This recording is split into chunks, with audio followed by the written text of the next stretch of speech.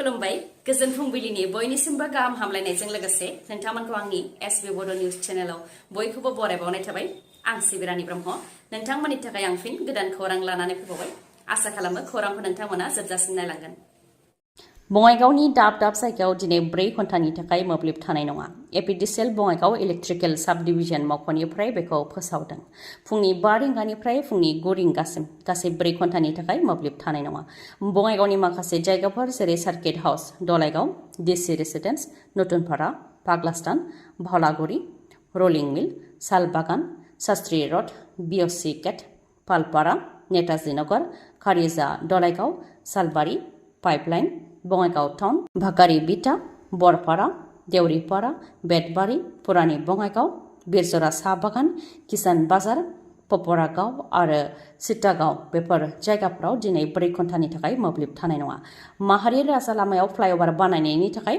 गोदानै लाइन बानायनाय आरो थाखानाय लाइनखौ गुबुनाव बोस्लायनायनि थाखायनो दिनै बे 4 घन्टा मोब्लिबखौ दाननाय जादों गसाइगावआव गाननाय जोमनाय खुनानै बुजादों सासे बर' सुबुं गावखौनो हिजरानि सिनायथि होनानै हिजरानि गाननाय जोमनाय गाननानै सुबुंफोरनिफ्राय रां खांनायनि दायाव बुजादों माखन औवारि मुंनि सुबुङा मिथिनाय बायदिब्ला माखन औवारिया क'क्राझार पाटगावनि थागिबि गावखौ हिजरा महर होनानै रां लाबोदोंमोन माखन औवारिया नाथाय गुबै हिजराफोरजों हमजादों आरो हाथाय गेजेरावनो गोबां सुबुंफोरनि गेजेराव गाननाय जोमनाय गासैबो सि जोमखौ खुजादों माखन औवारिया गाननाय जोमनाय गासैखौ खुनायनि अनगायै थामथि आथोन अदेबानि हिजराफोरजों बुजानायखौबो नुनो मोननाय जादों जाथाय जानाय लोगो लोगोनो भिडिअआ समाज बिजोङाव जोबोद गोख्रैथिजों गोसारदों बिसायख'थि जोब्बाय दैदेनगिरिफोरनि मोसानाय रंजानायाबो जोब्बाय आरो बिसायख'थि जोबनाय लोगो लोगोनो मुवा बेसादनि बेसेनाबो अख्रां नांफिनबाय जोंनि रायजोआव मुवा बेसादनि बेसेन बांनायखौ लानानै सरासनस्रा रायजो राजाफ्रा खाफालाव आखाइ होनो गोनां जादों नाथाय बिथांमोन रायजो राजाफोरानो दैदेनगिरिफोरनि रंजानाय बाजानायाव बाहागो लादोंमोन दैदेनगिरिफोरखौ मदद होदोंमोन नाथाय बिसायख'थि जोबनायनि उनाव दैदेनगिरिफोरा रायजो राजाफोरखौ नायफिनगोन ना जुदि मोनफ्रोमबो मुवा बेसादनि बेसेना बाङोब्ला सरासनस्रा गरिब सुबुंफ्रा मा जानानै थांनानै थागोन बे मोनसे सोंथि गुवाहाटियाव मोनफ्रोमबो रोखोमनि दालिनि बेसेना 1 केजिआव 10 निफ्राय 12 रां बांदों मुसुर दालिनि बेसेना 1 केजिआव 117 रां जाबाय मुसुर दालि सुपारनि बेसेना 139 रां जादों रहर दालिनि बेसेना 1 केजिआव 199 रां जादों मुगु दालिनि बेसेना 1 केजिआव 139 रां जादों बेनि अनगायैबो बिसायख'थिनि सिगां प्लेटसे दावदैयाव 150 रांमोन नाथाय दा बिसायख'थिनि उनाव प्लेटसे दावदैयाव 200 रां जाहैबाय सामब्राम आलु मैगं थाइगं माइरं बायदिसिना बेसेन बांनायनि अनगायैबो मुलिनि बेसेनाबो बांदों दाउ ब्रयलारनि बेसेनाबो बिसायख'थिनि सिगां 1 केजिआव 200 रांमोन दा बिसायख'थि जोबनाय लोगो लोगोनो 300 रां जाफिनबाय गुवाहाटियाव भारतनि गाहाय मन्त्रि नरेन्द्र मदि बिथाङा गावनि बिजाथिलाइखौ मैया गथायबाय 7थि खोलोब अदेबानि 1 जुनाव नरेन्द्र मदि बिथांनि थाखाय भट होनाय जागोन इउपिनि वाराणसि लकसभा बियाबनिफ्राय बिसायख'थि गेलेगोन प्राइम मिनिस्टार नरेन्द्र मदि बिथाङा बिजेपि दोलोनि गोबां मददगिरिफोर आरो दैदेनगिरिफोरखौ लोगोआव लाफानानै बिजाथिलाइखौ गथायदों नरेन्द्र मदि बिथाङा थांनाय 2019 मायथाइयाव नरेन्द्र मदि बिथाङा 4,80,000 बांसिन भटजों देरहासारनो हादोंमोन जेराव बेनि 5 बोसोर सिगां 3,72,000 बांसिन भटजोंल' बिथाङा देरहासार जानो हादोंमोन बे खेबावबो गोबां बांसिन भटआव नरेन्द्र मदि बिथाङा देरहागोन होननानै आसा फोरमायथिदों नरेन्द्र मदि बिथांनि अनगायैबो बलिउड सावथुन मुलुगनिफ्राय फैनाय बिजेपिनि बिजाथि कंगना रानावतआबो हिमाचलनि मन्डियाव गावनि बिजाथिलाइखौ गथायबाय मन्डियाव कंग्रेसनि गोख्रों गोहोम दंखायो आरो कंगना रानावतआ कंग्रेसनि बिजाथि बिक्रम आदित्य सिंहनि हेंथायै गसंगोन जाय बिक्रम आदित्य सिंहआ हिमाचल प्रदेशनि बारग' गिबि मन्थ्रिनि फिसाज्ला बिहाराव जानाय लकसभा बिसायख'थियाव डिउटि हैनायनि उनाव न'फारसे गिदिंबोफिनाखै आसामनि सासे जवाना आसाम पुलिसनि जवान मिन्टु रयआ थांनाय 13 मेनिफ्रायनो गोमानानै दङ बिलासिपारा वार्ड नं 9 नि थागिबिमोन 23 बोसोर बैसोनि मिन्टु रयआ फोरमायथिनाय बायदिब्ला आसामनि चराइदेवआव बिथाङा पस्टिंमोन बेनि उनाव बिथांखौ डिब्रुगड़आव लानानै थांनाय जादोंमोन उनाव बिथांमोननि बेटेलियनखौ बिहारनि जधपुराव लानानै थांनाय जादोंमोन 13 मेआव जानाय लकसभा बिसायख'थि जोबखांनायनि उनावबो बिथाङा गावनि न'फारसे गिदिंबोफिनाखै फोरमायथिनाय बायदिब्ला मिन्टु रयजों लोगोसे आरो सानै गासै 3 गंगा दैयाव दुगैदोंमोन नाथाय गंगा दैमायाव दुगैनायनि उनावनो गोमानानै दंमोन बिथांमोनहा एसडिआरएफ आरो एनडिआरएफनि हान्जाया गोबां नागिरनायनि उनाव सानैखौ मोननो हाबाय नाथाय दासिमबो आसामनि बिफाननि मिन्टु रयखौ मोननो हानाय जायाखै। बेनिखायनो मिन्टु रयखौ जाहाथे न' फारसे लाबोफिननायाव आसाम सोरखार आरो बिहार सोरखारा मदद होयो बेनि थाखाय खावलायहरदों मिन्टु रयनि नखरनिफ्रा। ओजोंहाय मिन्टु रयखौ नागिरनाया जागासिनो दं होननानैबो रिपर्टआव मोननाय जादों। पाकिस्तान अकुपाइड काश्मीराव गोबां दुंहाव थासारि। पाकिस्तानी पुलिस आरो पेरामिलिटारि फर्सनि गुलि गावनायजों आरो टियार गेस गावनायजों गोबां नोगोरारिफ्रा जिउ खहा जानो गोनां जादों आरो गोबां नोगोरारिफ्रा जोखोम जानो गोनां जादों। नोंथांमोननो मिथिहोनाया गोनांदि पाकिस्तानाव मुवा बेसादनि बेसेना गोलाव समनिफ्रायनो ओरैबायदि बांदों जाय सरासनस्रा सुबुंफोरनि थाखाय थांनानै थानाया गोरलै नङा। 1 केजि टमेट'नि बेसेना माब्लाबा 500 रांसिमहालागै सौहैदों। 1 केजि सामब्रामनि बेसेना माब्लाबा 300 रांसिम सौहैदों। 1 केजि आटानि बेसेना मालाबा 950 रांसिमहालागै सौहैदों। सोरखारा गोबां टेक्स लानायनि जाहोनावनो हाथाय बाजाराव मुवा बेसादनि बेसेना अर जोंब्लावदों। बेखौ लानानै पाकिस्ताननि दाब दाब जायगायाव नोगोरारिफोरा धर्ना होबोगासिनो दंखायो। पाकिस्तान अकुपाइड काश्मीरनि मुजाफराबादावबो 5 लाखनि गोबां नोगोरारिफोरा पाकिस्तान सोरखारनि हेंथायै खुद्रिदों।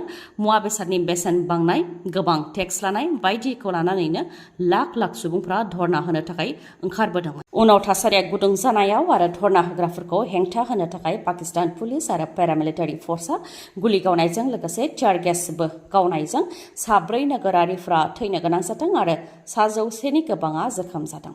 रागा जोंनाय रायजो राजाफ्राबो उनाव पुलिस आरो पेरामिलिटारि फर्सनि गारिफ्राव अर सावनानै होदों आरो अन्थाइबो खुबैनानै होदों। बेबायदिनो पाकिस्तान अकुपाइड काश्मीराव मोनसे जोबोद दुंहाव थासारि सोमजिदों। गुवाहाटीनि बरसापारा क्रिकेट स्टेडियामाव आइपिएलनि 2 खेला जागोन। बेनि मादाव दिनै आइपिएलनि 65थि गेलेनाया बरसापारा क्रिकेट स्टेडियामाव जागोन, जेराव राजस्थान रयेल्स आरो पान्जाब किंसनि गेजेराव गेलेनाय जागोन। मोनाबिलि 7:30 रिंगानिफ्राय गेलेनाया जागोन। फैगौ 19 मेआवबो आइपिएल गेलेनाया बरसापारा क्रिकेट स्टेडियामाव जागोन। दिनै जानो गोनां आइपिएल गेलेनायनि थाखाय गारि मटर सालायनायनि सायाव माखासे हेंथा फोसावदों, जेरै 27 नं माहारियारि राजा लामायाव बेलासे 3:30 रिंगानिफ्राय जेबो कमार्शियेल गारिफ्रा खारनो मोननाय नङा। बेनि अनगायैबो जिएस रड, बिके काकुति रड, एके आजाद रड, एके देब रड, कुल बसुमतारी रड, एफए रड, थपालिया रड, बिष्णुपुर रड, एटी रड, जिएनबी रड आरो काहिलिपारा लामायाव बेलासे 3:30 रिंगानिफ्राय खेला जोबजासिम कमार्शियेल गारिफ्रा खारनो मोननाय नङा। बेनि अनगायैबो बरसापारा लामायाव कार पास गैयालासे पार्किं खालामनो मोननाय नङा। नाथाय school bus, ambulance, fire service आरो लकेल थागिबिफोरनि थाखाय बेफोर नेमा बाहायजानाय नङा। थरथिंसे गोग्गो लोंनाय दैनि थाखाय जालाखाराव गोग्लैनो गोनां जादों उदालगुरिनि मोनसे ओनसोलनि रायजो राजाफ्रा। जेजेएम बिथांखिनि गेजेरजों दै जगायथाय होनो थाखाय थांनाय 2 बोसोर सिगांनो पाइप बायदिसिनाखौ गासैखौबो लागायनाय जाखाबायमोन, नाथाय दिनैसिमबो थरथिंसेबो दै मोननो हायाखै होननानै फोरमायथिदों। जायनि थाखाय 1 किल'मिटार जानथायाव थांनानै दैमानिफ्राय दैखौ लाबोनो गोनां जायो होननानै फोरमायथिदों रायजो राजाफ्रा। उदालगुरि पानेरि सिमानि ख्रिस्टानपारायाव जानो मोन्दों। बे जाथाया रायजो राजाफ्रा दै मोननो हायैखौ लानानै खुद्रिदों। रायजो राजाफ्रा फोरमायथिनाय बायदिब्ला थांनाय 2 बोसोर सिगांनो जेजेएम बिथांखिनि गेजेरजों दै जगायथाय होनो थाखाय पाइप बायदिसिना गासैखौबो लागायनाय जाखाबायमोन, नाथाय दिनैसिमबो थरथिंसेबो दैखौ मोननो हायाखै। जायनि जाहोनाव 1 किल'मिटार जानथायाव थांनानै दैमानिफ्राय दैखौ लाबोनो गोनां जायो। लोंनाय दै आरो दुगैनो थाखायबो बे दैमानिफ्रायनो दैखौ लाबोनो गोनां जायो होननानै फोरमायथिदों। थिकादारनि गोरोन्थिनि थाखायनो दै मोननो हायाखै होननानै फोरमायथिदों। मानोना जेजेएमनि गेजेरजों दै जगायथाय होनो थाखाय पाइप बायदि गासैखौबो लागायनाय जादोंब्लाबो मेसिना गाज्रि, जायनि थाखाय दिनैसिमबो थरथिंसे दैखौ मोननो हायाखै होननानै फोरमायथिदों रायजो राजाफ्रा। मैयानि सानाव रायजोआव जोबोद दुंखावनायनि थाखाय जोबोद गरम जादोंमोन आरो दुंखावनायखौ सहायनो हायैनि थाखाय 6 फरायसाफ्रा थद गैयै जादों। मैयानि सानाव बाक्सानि सालबारियाव थानाय गबर्धना गोजौ फरायसालिनि 6 फरायसाफ्रा गुदुंखौ सहायनो हायैनि थाखाय थद गैयै जादों। उनाव बिथांमोनखौ फाहामथायनि थाखाय देहा फाहामसालि फारसे लांनो गोनां जादों। बोथोर बिगियाना फोरमायथिनाय बायदिब्ला गोबां जायगाफ्राव दुंखावनाया आरोबाव बांबावनो हागौ। फारसेथिं दासिमबो नांगौ बायदि अखा गोग्लैयैनि थाखाय रायजोनि दाब दाब जायगाफोराव आबाद मावनायखौ जागायनो हायाखै। बेनि थाखायनो माखासे आबादारिफोरा एम्बुखौ हाबा होनायखौबो नुनो मोननाय जादों। जाहाथे अखा हायो बेनि थाखायनो एम्बुखौ हाबा होनायखौ नुनो मोननाय जादों। क'क्राझार सिआइटिआ नोंथांमोनखौ एन्ट्रेन्स एग्जामनि थाखाय हांख्रायहरदों। सिआइटि क'क्राझारनि गुबुन गुबुन प्रग्रामाव मुं थिसननो थाखाय एन्ट्रेन्स एग्जामनि थाखाय रोंगौथि गोनां लाइमोनफोरखौ हांख्रायहरदों। एन्ट्रेन्स एग्जामनि थाखाय अनलाइन एप्लिकेसन होनाया थांनाय 4 मार्चनिफ्राय जागायजेनबाय आरो 31 मे 2024 सिम थागोन। सेथि क'क्राझारनि गुबुन गुबुन प्रग्राम बा कर्स जेरै diploma, BTech, BDes, MTech, MDes आरो PhD आव मुं थिसननो थाखायनो सेन्ट्रेल इन्स्टिट्युट अफ टेक्न'लजि क'क्राझारआ एन्ट्रेन्स आनजाद खुंनो आखायाव लादों। सेथि क'क्राझारनि गुबुन गुबुन प्रग्राम आरो ब्रान्चफोरा जाहैबाय सिभिल इन्जिनियारिंआव diploma, computer science and engineering, electronic and communication engineering, food processing technology आरो माखासे ब्रान्च बेफोराव डिप्ल'मा। बेनि अनगायैबो सिभिल इन्जिनियारिंआव BTech, कम्पिउटार साइन्स एन्ड इन्जिनियारिंआव BTech, इलेक्ट्रनिक्स एन्ड कमिउनिकेशन इन्जिनियारिंआव BTech, food engineering and technology आरो इन्स्ट्रुमेन्टेशन इन्जिनियारिंआव BTech, माल्टिमिडिया कमिउनिकेशन एन्ड डिजाइनआव BDes, water resources and hydraulic इन्जिनियारिंआव MTech, computer science and engineering, food engineering and technology, green energy technology बेयाव MTech। बेनि अनगायैबो multimedia communication and डिजाइनआव MDes।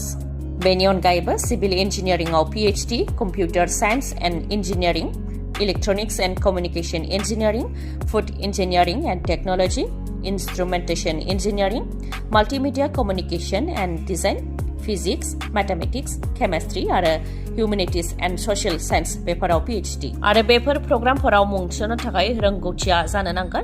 डिप्ल'मानि direct एन्ट्रिनि थाखाय थाखो 10 उथ्रिसारनाय नङाबा आनजाद होनाय जानो नांगोन। लेटारेल एन्ट्रिनि थाखाय साइन्सआव थाखो 12 उथ्रिसारनाय नङाबा आनजाद होनाय जानो नांगोन, नङाब्ला ITI उथ्रिसारनाय जानो नांगोन। BTechनि डाइरेक्ट एन्ट्रिनि थाखाय साइन्सआव थाखो 12 उथ्रिसारनाय जानो नांगोन, नङाबा आनजाद होनाय जानो नांगोन। लेटारेल एन्ट्रिनि थाखाय इन्जिनियारिं बा टेक्न'लजियाव डिप्ल'मा थानाय जानो नांगोन। भार्टिकेल एन्ट्रिनि थाखाय सेथि क'क्राझारनिफ्राय टेक्न'लजि बा इन्जिनियारिंआव डिप्ल'मा थानाय जानो नांगोन। BDesनि थाखाय डाइरेक्ट एन्ट्रियाव थाखो 12 उथ्रिसारनाय जानो नांगोन, जायखिजाया स्ट्रिमनियानो बेखौ हागोन। आरो भार्टिकेल एन्ट्रिनि थाखाय क'क्राझार CITनिफ्राय AMT आव डिप्ल'मा थानाय जानो नांगोन। बेनि अनगायैबो माखासे गोजौ थाखोनि सोलोंथाइनि थाखाय रोंगौथिखौ नोंथांमोना स्क्रिनाव नायनानै लानो हागोन आरो नोंथांमोनहा मोजाङै मिथिबावनो लुबैदोंब्ला 7086187124 नङाब्ला 9365031406 बे नाम्बाराव खौरां लाहरनो हागोन। गोजोन्थों। दिनैनि खौराङा एसेनोसै। खौरांखौ जोबजासिम नायनायनि थाखाय गोजोन्थों। नोंथाङा आंनि चेनेलाव गोदानबा सानफ्रामबो फुंनि समाव खौरां मोननो थाखाय चेनेलखौ साबस्क्राइब खालाम आरो बेल आइकनखौबो क्लिक खालाम। लोगोसे खौरांखौ मोजां मोनदोंबा लाइक, कमेन्ट आरो शेयार खालामनो दाबाव। गोजोन्थों।